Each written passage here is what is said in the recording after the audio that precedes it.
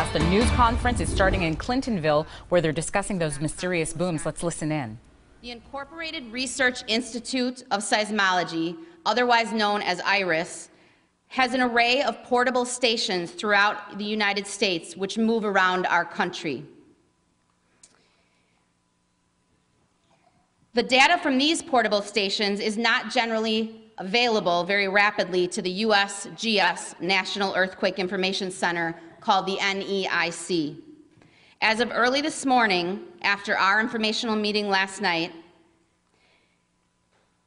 the USGS was able to gather additional information and data from our area from at least 6 more portable stations to give them a total of 8 stations to gather data from. The results of their analysis this morning has determined that on Tuesday, March 20th, the second night of Clintonville's tornadoes, thunderous noises at 12:15 a.m., our community did in fact experience an earthquake that registered 1.5 on the earthquake magnitude scale.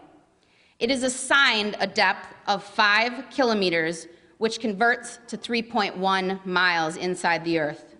They believe that the event is shallow, but do not know how shallow, and due to the fact that we could all hear such prominent noises, it may be even more shallow than determined. Due to the fact that the data that is available, they cannot confirm a location or magnitude of the first evening's activity. However, they do show activity on a few stations.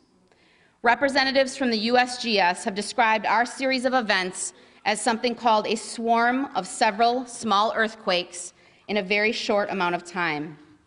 In other places in the United States, a 1.5 earthquake would not be felt, but the type of rock that Wisconsin has transmits seismic energy very well.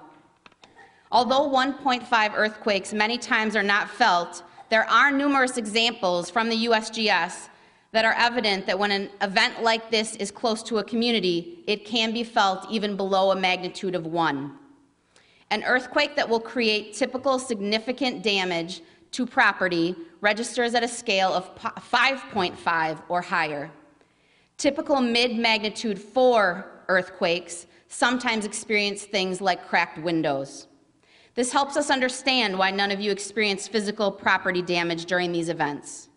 It is not common for people to feel such a small earthquake, but we do know that you did feel the earth-shifting movement. Lisa Kuss, the city administrator, with some, I guess you'd have to call this good news, because residents up there now know that it was indeed an earthquake, small earthquake, 1.5, but that's what was causing all the shaking and the strange noises.